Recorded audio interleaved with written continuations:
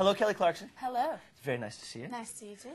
Welcome to, this is our little VIP room here I at know. Canadian Idol. Welcome to Canadian Idol. Why was it important for you to come to Canadian Idol? You know what? Y'all have always been very supportive. Like, I have a huge fan base here. Can't wait. I'm going to be touring here in the fall, so I just figured I'd come do some more sneak peek stuff before the tour, so yeah. You know the show American Idol Rewind, right? You Yeah. See, you can look back at season 1 of American Idol. Oh, Lord. Yeah. I haven't watched that. You haven't watched? I No. go back because I like to see what the show looked like season 1. Oh, it looked like a big circle and us standing in the middle. Exactly. Yeah.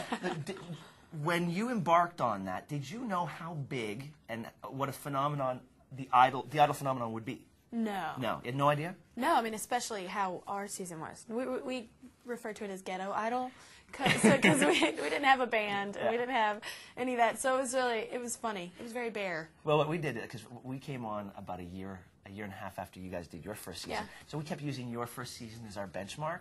Oh. We're like, we can compete with season 1, no problem. And then the money started pouring into American Idol. Next thing you know, they got rotating towers and lights and stuff. It's huge. Yeah, when I go back there, I'm just like, oh my God, there's like moving walls and it's crazy. It's different. Do you still follow the show? I had never been able to watch a full show because I'd always been on tour until this last season that Jordan Sparks one. But I TiVo'd it all, and I happened to have, I was making my album, so I could be at home watching it.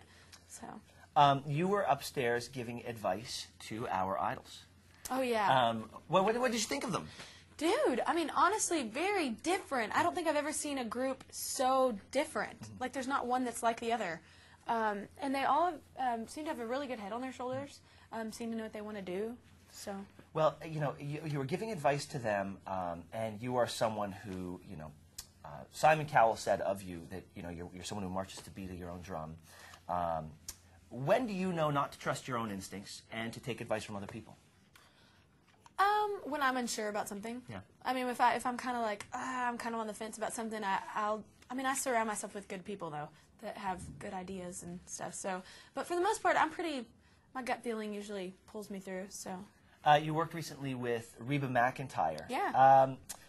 Was she one of your idols? Definitely. Yeah? Yeah. Did you get starstruck? Yeah. The first time I met her, I definitely did. Yeah. I met her once. I thought she was one of the nicest, down to so, earth. Yeah. And even still, like, we'll hang out, and there'll be moments you catch yourself, and you're like, it's not normal. Yeah, no, it's yeah. Just not you normal. sort of escape yourself. You get to see exactly what's going on. You're like, but this shouldn't be happening. Yeah, but she's so nice. Yeah, no, she's so down to earth, and it's good. It's like kind of like a light at the end of the tunnel. You see, like, it can happen to where you're still normal. Are you a NASCAR fan? I am. You are? I never was before, and then they asked me to do, my whole family has been. They live in North Carolina. That's where it all is. But and I never really got into it because I was like, really? Cars racing in a circle? Yeah. Probably not my thing. And I went because they were like, well, come do this, and your family can come, and you can be the Grand Marshal, da-da-da. And I fell in love with it. Yeah. I love it. That was a good performance, by the way. I loved your performance. Thank you. I had such a good time. It was like, I mean, my family would just drank, had a good time, and voted for your favorite car. Like, it was cool. I did the junket for The Legend of Ricky Bobby.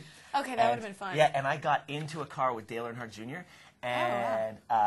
I did with Jimmy Johnson. Oh, they go so fast, you lose. You don't even know where you are anymore. But were you in a stock car or were you in a real car, like a normal car? I was in a stock car. Okay, that's much better. Yeah. I've done both, and when you're in a stock car, you feel safe. Yeah. But when you're in, like, they had me because you got the roll cage. I don't even know what kind of car it was, but it was like just a normal car that you'd see on the highway, and I was just like, oh God, I was like. When you take that turn, you're actually like that. That's a big slant. Incline, Yeah, that's a little scary. I know, they kept referring it to as an incline, and I was like, no, that's almost just a 90-degree angle is what that is.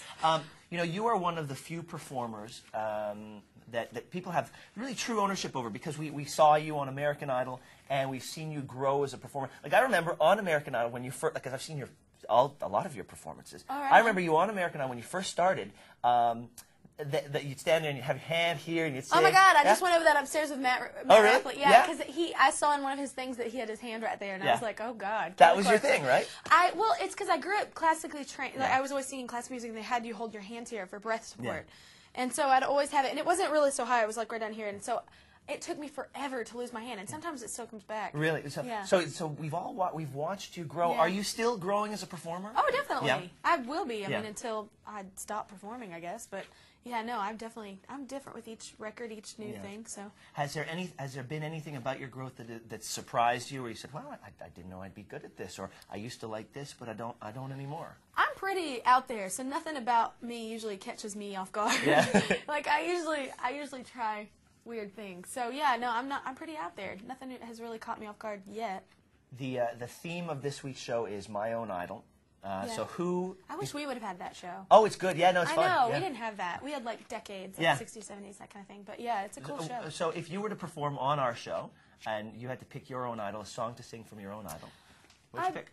Oh God, I would have. I mean, I have a lot of people I would have picked from, like either Annie Lennox or Bono or Steven Tyler or something. But I probably would have picked a Reba song. Yeah. I probably would have picked a Reba McEntire because I love singing her songs. I know them so well, and it's good to sing a song on this show that you're so comfortable with that you can make your own. Have you heard about all the other themes we've done this year? We've done some pretty good ones. I haven't. We did Unplugged. So Like acoustic. Like acoustic. We did that last year Yours too. is so cool. Yeah, Your idol's so much better. You hear that? There we go. It is. They don't let you near instruments. Oh no, at we do. American Yeah, Idol. we do instruments this year. Yeah, at American Idol, they wouldn't even. I mean, if you even looked at it long Yeah. enough, they'd be like, no. Well, we started it on. They started on Australian Idol. Apparently, it worked really well. So then we tried it here. Right on. Yeah. So let's see. We did acoustic. Where were some other ones?